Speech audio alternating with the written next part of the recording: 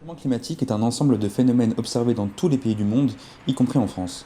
Les scientifiques estiment même qu'il fera jusqu'à 50 degrés à Paris en 2050. La ville aurait alors un climat proche de celui de Séville actuellement.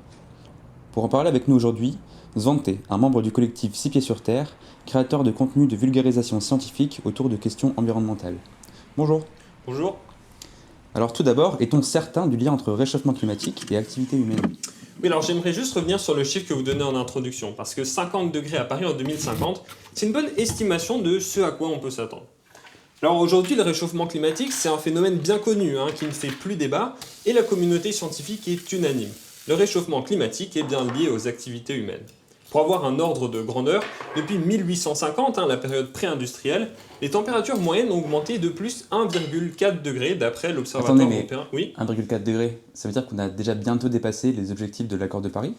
Oui, c'est ça. L'objectif de l'accord de Paris stipulait de ne pas dépasser les 2 degrés, si possible en restant sous 1,5 degré de réchauffement, en reconnaissant que ça limiterait beaucoup les conséquences du dérèglement climatique. 50 degrés à Paris en 2050. 50 degrés à Paris. 50 degrés 50 degrés. 50 degrés. Paris. 50 degrés en 2050. 50 50 degrés. 50, 50, 50, 50, 50. 50 degrés.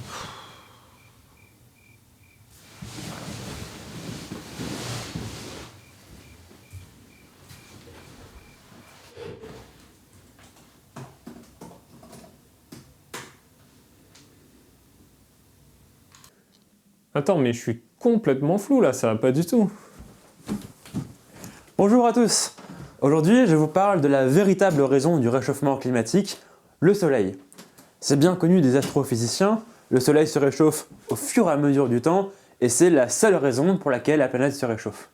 Le CO2, Attends, mais tu dis n'importe quoi. Non, c'est pas du tout ça. Le réchauffement climatique qu'on vit actuellement, il n'est pas du tout lié au Soleil, mais bien principalement au CO2 et aux autres gaz à effet de serre. Puis d'où tu sors toi d'ailleurs? Bon, n'empêche que tu poses quand même une bonne question. Comment on fait pour comparer l'impact des différents phénomènes sur le réchauffement climatique? Est-ce qu'il y a autre chose que les gaz à effet de serre qui contribuent au réchauffement de la planète? Eh bien, c'est ce que nous allons voir dans cette vidéo. Jingle.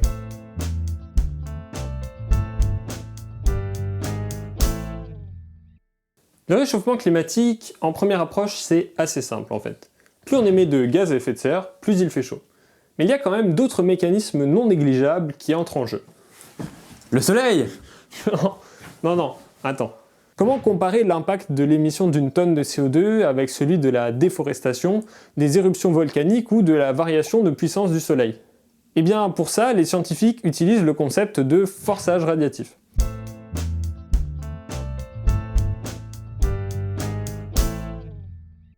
Alors attention, c'est un terme un peu technique qui n'est pas toujours bien compris, mais on va le définir tout de suite. Mais si vous n'êtes pas familier avec les concepts de rayonnement ou de bilan radiatif, je vous invite à aller voir notre dernière vidéo qui explique ce qu'est le rayonnement et l'effet de serre en détail.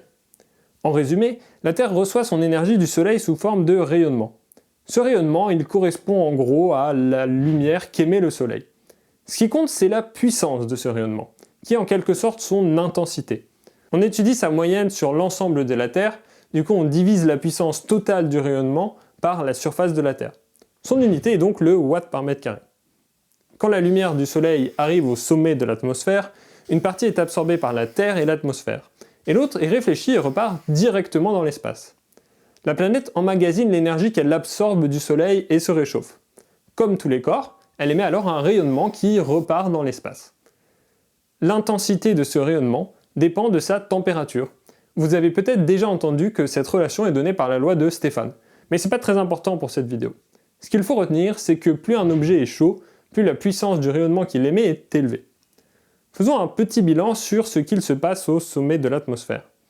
Si la puissance du rayonnement solaire incident est plus forte que la puissance du rayonnement repartant dans l'espace, alors le système est déséquilibré.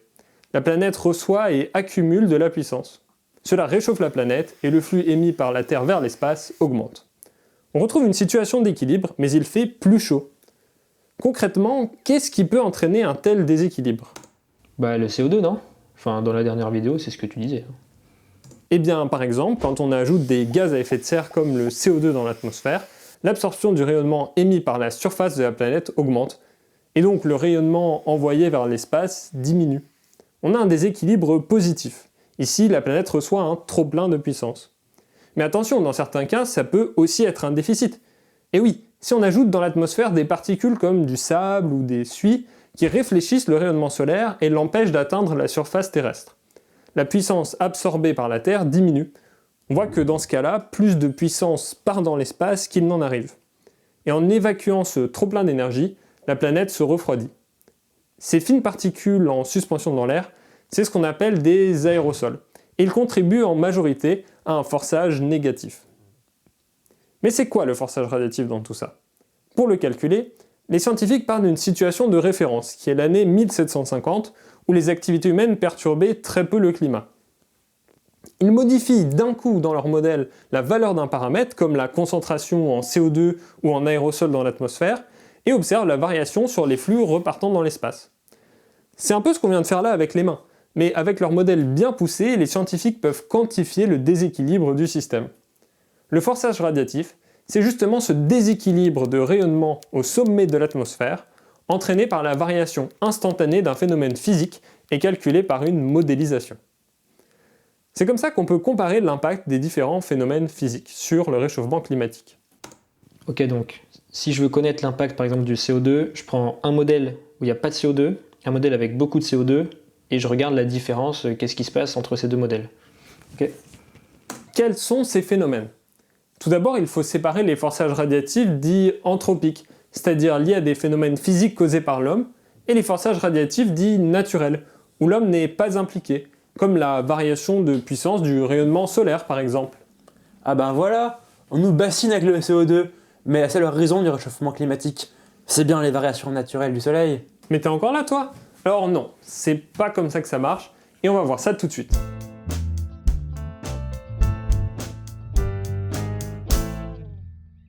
Bon, maintenant qu'on a bien compris ce que c'est que le forçage radiatif, voyons l'impact des différents forçages sur la planète. Pour cela, on va se servir des données fournies dans le dernier rapport du GIEC, qui donne le forçage radiatif en 2019 par rapport à 1750. Le premier et le plus important, c'est l'effet de serre. Les gaz à effet de serre contribuent à diminuer le rayonnement s'échappant au sommet de l'atmosphère, et leur forçage radiatif est de 3,84 watts par mètre carré. Le CO2 contribue à lui seul à près de 56% de ce forçage, et c'est de loin le forçage radiatif le plus impactant pour le réchauffement climatique. Et il est directement lié à nos activités. Un deuxième facteur qui a beaucoup d'impact sur le climat, c'est les aérosols. Les aérosols, comme je vous le disais tout à l'heure, ce sont de fines particules en suspension dans l'air qui sont souvent issues de combustion et qui forment de petits agrégats qui vont dans l'atmosphère. Leur impact majeur est de participer à la formation des nuages d'eau qui vont renvoyer les rayonnements du soleil vers l'espace. Mais certains aérosols absorbent et réfléchissent eux-mêmes la lumière. Les aérosols contribuent donc en majorité à refroidir la planète, c'est pour ça que leur forçage radiatif est négatif. Il est de moins 1,1 watts par mètre carré. Il y a une assez grosse incertitude sur cette valeur, car l'interaction entre les aérosols et les nuages est difficile à modéliser. Mais globalement, ils participent au refroidissement de la planète. Ouais, ok, logique. Alors, en gros, vu qu'ils sont dans le ciel, ils empêchent les rayons du soleil d'arriver sur la planète. Les aérosols liés aux émissions volcaniques ne sont pas pris en compte dans ce tableau, car ce sont des phénomènes qui sont assez ponctuels et difficiles à prédire. Mais ils ont quand même un grand impact sur l'évolution de la température. En 1991, l'éruption du volcan Pinatubo a généré tellement d'aérosols que la température de la planète a diminué d'1 demi-degré pendant 2 ans. Ah bah voilà, elle est là la solution au réchauffement climatique. T'as qu'à envoyer plein d'aérosols dans l'atmosphère. Écoute, les aérosols, ça provient en majorité des combustions, notamment du moteur de ta voiture. Donc non seulement ils sont souvent émis avec une grande quantité de CO2, mais en plus ils contribuent fortement à la pollution de l'air qu'on respire. Les particules fines, qui sont un type d'aérosol, sont responsables de la mort de 40 000 personnes chaque année en France. Un autre forçage radiatif surprenant est le changement d'albédo des sols à cause de la déforestation. L'albédo, c'est la capacité d'une surface à réfléchir la lumière plutôt que de l'absorber. En gros, la fraction du rayonnement que cette surface va renvoyer directement dans l'espace. Plus l'albédo est grand, moins la Terre absorbe de lumière et se réchauffe. Et l'albédo d'une surface, ça dépend principalement de sa couleur. Plus un sol est clair, plus il réfléchit la lumière. Et ça, c'est quelque chose dont on fait l'expérience au quotidien. Quand vous êtes au soleil avec un t-shirt noir, vous avez plus chaud que si vous y êtes avec un t-shirt blanc.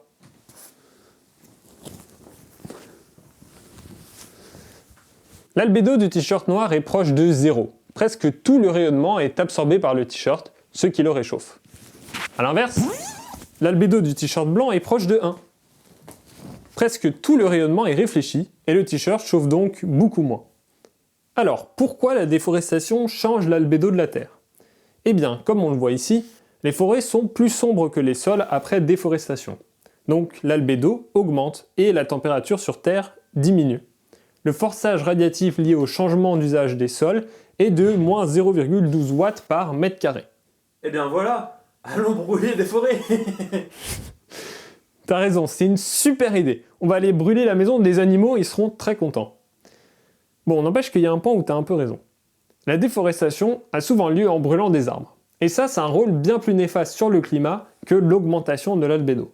À la fois, on tue un arbre qui aurait pu continuer de transformer le CO2 en dioxygène, mais en plus on relargue dans l'atmosphère tout le stock de CO2 absorbé par cet arbre durant sa vie. Bon, attention, tous ces effets ne sont pas pris en compte ici. Je vous rappelle que pour le forçage radiatif, on ne fait que des raisonnements sur le rayonnement. Quand on dit que le forçage radiatif diminue quand on coupe des arbres, fondamentalement, on ne s'intéresse qu'au fait qu'on passe d'une surface vert foncé qui réfléchit peu la lumière à une surface plus claire qui la réfléchit beaucoup. Bon, jusque-là on a vu seulement des forçages radiatifs d'origine humaine, les forçages anthropiques. Quels peuvent être les forçages radiatifs liés à des conséquences naturelles? Le soleil! Oui, mais est-ce que ça compte vraiment? Est-ce que ces variations ont vraiment un impact sur le réchauffement climatique? Eh bien non. Comme on peut le voir sur ce graphique, l'activité du soleil varie de façon périodique sur des cycles de 11 ans. Le forçage radiatif qui en résulte est donc quasiment nul en moyenne. On voit que le forçage radiatif lié à la variation d'éclairement solaire ne correspond qu'à 1% du forçage radiatif total. Le réchauffement climatique est donc très largement d'origine humaine. Voilà, on a vu les principaux forçages radiatifs. Maintenant, pour avoir quelque chose de plus parlant, on peut transformer ces forçages radiatifs en réchauffement climatique. Cela signifie que chaque phénomène est responsable d'un réchauffement de tant de degrés. Je vous laisse mettre sur pause pour regarder tout ça en détail, mais ça suit les mêmes tendances que le forçage radiatif. On va se concentrer plutôt sur l'impact de ces différents phénomènes sur le réchauffement climatique au cours du temps. La courbe en noir correspond au réchauffement lié aux activités humaines. Et on voit que ça suit la tendance du CO2 en violet, qui est donc le phénomène qui impacte le plus le réchauffement climatique. Les autres gaz à effet de serre comme le méthane, l'ozone, les espèces halogénées, le protoxyde d'azote contribuent aussi au réchauffement de la planète. Comme on l'a vu précédemment, les aérosols contribuent à l'inverse au refroidissement de la planète. C'est pour ça que leur forçage est négatif. On voit que le Soleil n'a quasiment aucun impact sur ces échelles de temps sur le réchauffement climatique. On a même du mal à le voir sur cette courbe. Enfin, ces graphiques nous apprennent quelque chose d'intéressant sur le volcanisme. On voit que ça a un effet refroidissant très fort, mais très localisé. Ainsi, ils n'ont d'impact que quelques années sur la Terre, et comme c'est des événements difficilement prévisibles, ils sont rarement pris en compte dans les projections de réchauffement climatique. La notion de forçage radiatif se concentre sur les ajustements des flux de rayonnement à une modification spontanée. En réalité, certains mécanismes naturels se mettent en place à cause du réchauffement climatique et peuvent intensifier ou ralentir le réchauffement de la planète. La perturbation de certains de ces cycles naturels entraîne en effet une intensification du réchauffement climatique qui va à son tour accélérer la dégradation de ces cycles.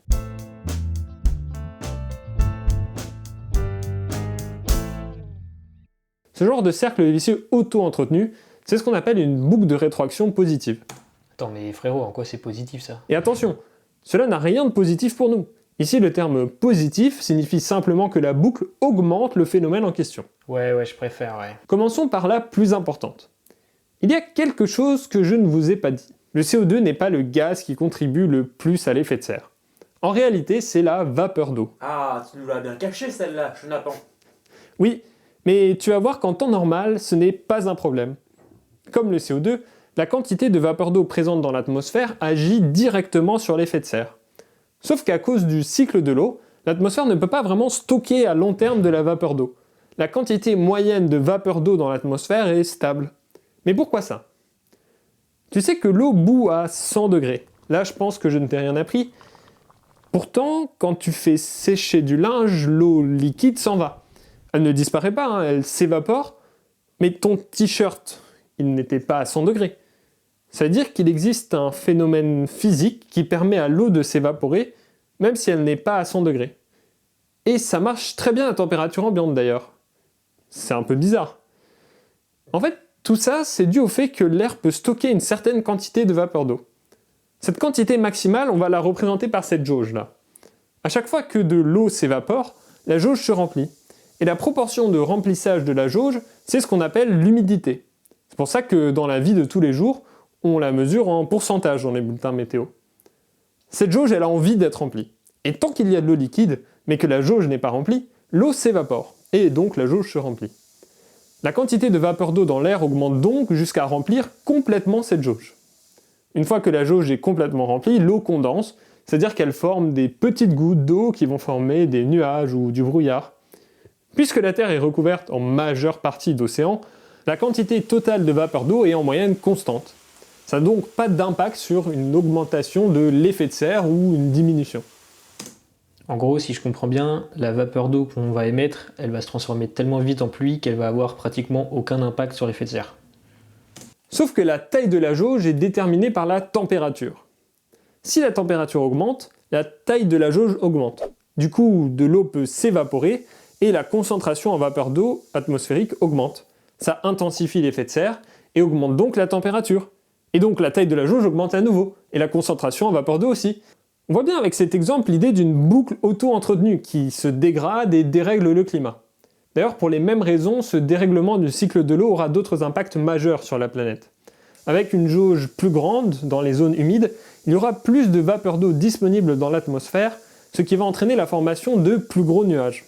Ça va donc entraîner une intensification des précipitations et une augmentation du risque d'inondation. Dans les zones sèches, à l'inverse, il n'y a pas assez d'eau pour remplir une jauge qui grandit, et donc il n'y a pas assez d'eau pour former des nuages.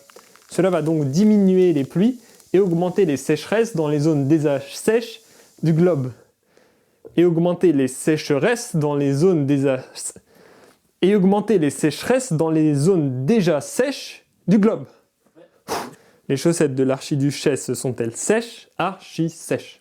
Voyons désormais une autre boucle de rétroaction positive, qui concerne aussi l'eau ou plutôt la neige.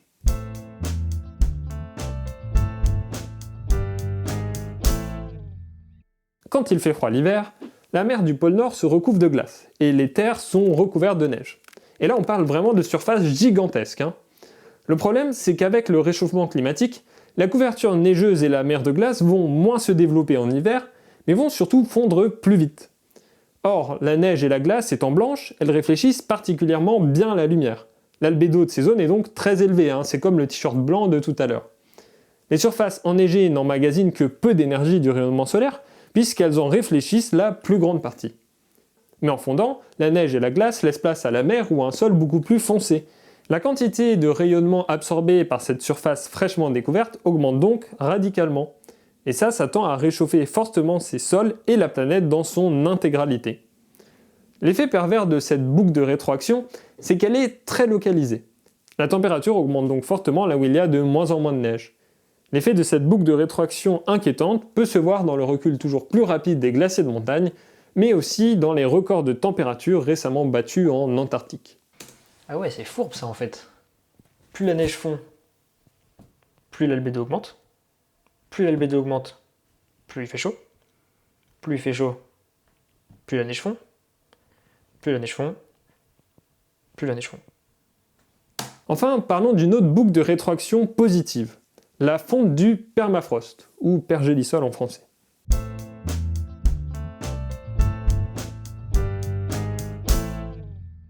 Concrètement, c'est une couche de sol gelée en permanence. Dans les zones les plus froides du globe, les 2-3 premiers mètres du sol vont geler et dégeler tout au long de l'année, avec l'alternance des saisons.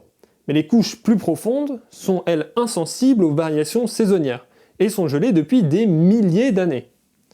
Le permafrost recouvre environ 1/5 des terres émergées, principalement au Groenland, en Russie et au Canada. En gelant il y a plusieurs centaines, voire milliers d'années, la glace a emprisonné de la matière organique encore non dégradée. Le gel a retardé la dégradation de cette matière. C'est un peu comme quand on met un plat au congélateur pour le manger le lendemain. En faisant ça, ce qu'on fait, c'est qu'on le protège des bactéries et micro-organismes qui voudraient le manger à notre place. En fondant, cette matière organique sera libérée de sa prison de glace et pourra être dégradée par ces bactéries et micro-organismes. Cette dégradation va libérer en abondance du CO2 et du méthane, et il est difficile d'estimer la quantité de gaz à effet de serre produite par ces processus. Mais c'est un bon exemple de boucle de rétroaction positive. Pour finir sur les boucles de rétroaction, j'aimerais préciser quelque chose d'important et qui nous tient à cœur. Elles ne se passent pas toutes sur les mêmes échelles de temps. Certaines, comme la rétroaction positive sur la vapeur d'eau, sont quasiment instantanées et vont avoir un fort effet amplificateur du réchauffement climatique. On peut dire la même chose pour la réduction de la couverture neigeuse, même si ça prend un peu plus de temps. Par contre, des boucles de rétroaction comme la fonte des glaciers en altitude ou la fonte du permafrost vont mettre beaucoup plus de temps à se mettre en place. Le dérèglement climatique impacte ainsi des phénomènes qui se produisent sur des centaines, voire des milliers d'années, et nos actions d'aujourd'hui auront des conséquences sur la planète pendant ces centaines ou milliers d'années. On se concentre souvent à juste titre sur le dérèglement climatique jusqu'en 2100, mais rien ne dit que cela ne va pas empirer encore plus au prochain siècle, car on aura actionné des mécanismes à temps long dès aujourd'hui. Ça nous fait aussi nous questionner sur notre responsabilité vis-à-vis du dérèglement climatique et de la planète qu'on va laisser aux générations futures. Bon, que faut-il retenir de tout ça ? Grâce à cette notion de forçage radiatif, on a vu qu'on peut comparer l'impact de différents phénomènes sur le réchauffement de la planète. Et il est clair que le réchauffement climatique est lié en grande majorité aux activités humaines, et notamment aux gaz à effet de serre. Il n'y a pas de doute sur ça. Le problème, c'est que nos émissions sont aussi en train de dérégler la machine climatique, ce qui amplifie encore plus le réchauffement que l'on a initié. Avant de chercher à comprendre comment réduire nos émissions, on expliquera dans la prochaine vidéo quels sont les différents gaz à effet de serre et comment ils sont émis, pour cibler les gestes les plus efficaces. Si ce n'est pas encore fait, abonnez-vous pour ne pas manquer les prochaines vidéos. Vous pouvez aussi aller voir notre compte Instagram où on a fait un post où vous trouverez quelques petites questions pour vous tester sur ce que vous avez retenu de cette vidéo. Vous pouvez également nous soutenir financièrement via notre cagnotte Hello Asso que vous trouverez en description. Et en attendant, gardez les pieds sur terre.